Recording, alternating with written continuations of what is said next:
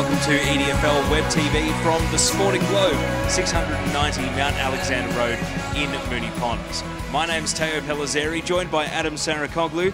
Adem, we got out and saw the blockbuster Saturday game in Essendon Ford Division 1 at the weekend, but now everyone else is back and we're looking forward to the rest of round 9. Yeah, everyone has had a breather except for the 4 teams that were in action on the weekend, and two interesting games of football, 2 results to get into, obviously, with the Hadfield and Jacana wins on the weekend. You're seeing the scores up on your screen right now. East Sunbury did take a quarter off Jacana, but it wasn't the closest game in the final analysis. A bumper crowd out at Jacana as well. They had their business luncheon out there during the day. MP Frank Maguire, one of the special guests, and a couple of sponsors jumped on board the Jaguars, which is great to see. Good to see a club taking the initiative with the Sponsors Day, and some of the local businesses decided, yep, we're going to have a piece of this, and getting on board at Jacana, and they saw a very good win as well against East Sunbury. And what's good for Jacana as well is, Taya, we're halfway through the season, and I know that they've had the extra game on a couple other teams, but they are currently in the top 4. It's been a very long time since Jacana's been in the top 4 in early June, so massive result for the footy club. Now in Essendon Ford Division 1, we saw Hadfield beat Oak Park at the weekend. Adem, before we go to some post-match interviews which were conducted on EDFL radio at the end of the game, I just want to get your thoughts, because my own personal opinion was that Oak Park had 2 very sharp, very precise scoring streaks. They kicked well all day, which was a total contrast from the last time we saw them, but it really felt like Hadfield had the balance of play and controlled most of the game. It's just a couple of very well executed attacks from Oak Park and a couple of spurts of goals kept this one close and actually set up quite a nervous finish for Hadfield as they held on as well. Yeah, you're right, Teo. It was a really good day for Hadfield. They won all 3 games on the day. Their reserves got their first win of the year as well against Oak Park, obviously.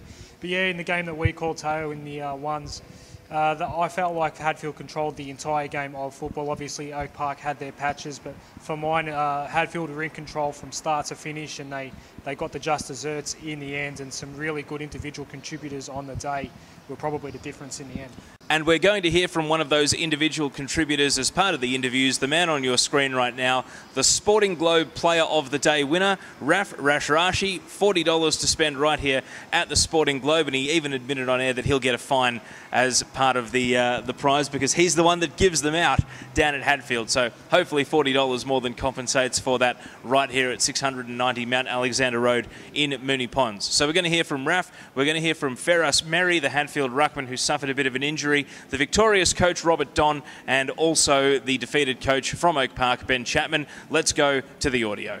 I think I'm going to get scans done on Monday. Hopefully it's not a fracture or anything like that. But yeah, I think it's just a couple of weeks at most. Do you know how you got the injury to begin with? Yeah, no, it happened 3 weeks ago, and yeah, just I had a pretty I wouldn't even call it a shin guard, call it more of a pad, and yeah, copped a knee right to the shin, and then copped another one, and then copped another one right after it, and then yeah, just been labouring it for the last 3 weeks, and today, yeah, that clash I had in the second quarter just sort of ended it. Who would you have picked out today as your best on ground? Well, I think in the end probably Heath, the Kircher, just because he had to go into that ruck role, and without us being able to compete there, I think we would have struggled. But the Maddies, we've got the 2 twins, Neil and Nigel.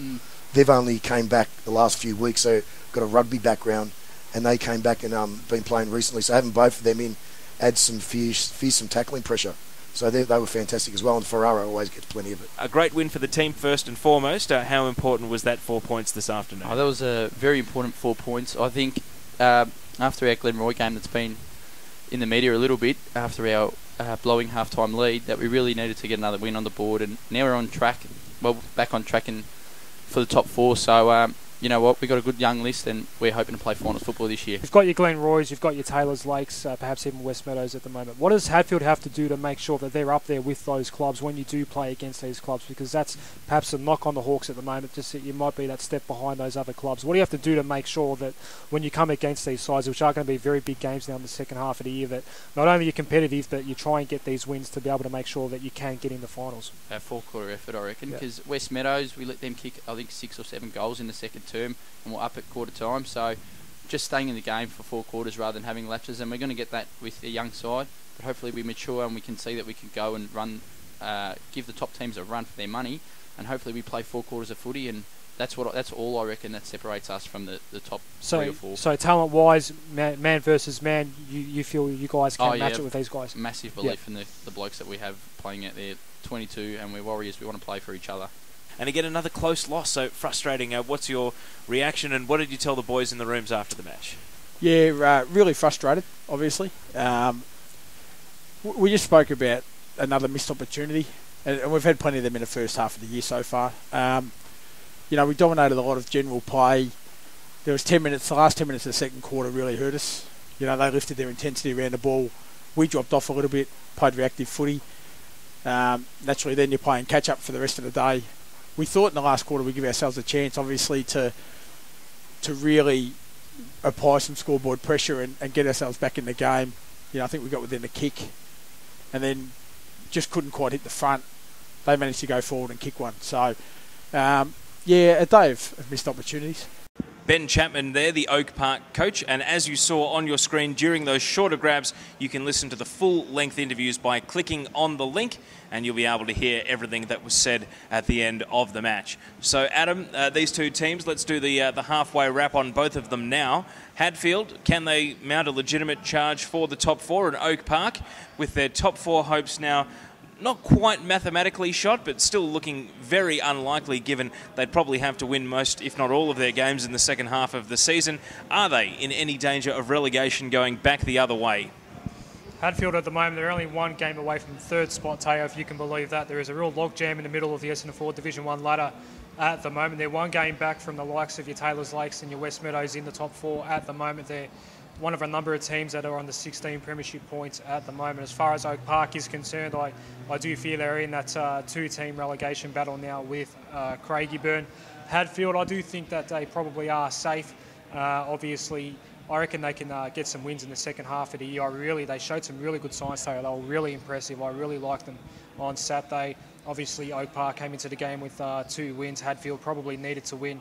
They did win. I reckon it's a two-way battle for relegation at the moment between Oak Park and Craigieburn. Well, we'll get to the halfway report cards on all the other teams in Essendon Ford Division 1 and try to look into the crystal ball for the second half of the season and see what is coming up. You're watching EDFL Web TV from the Sporting Globe, 690 Mount Alexander Road in Moonee Ponds. We're looking ahead to the rest of round 9. Right after this, make sure you click the links on your screen to advance.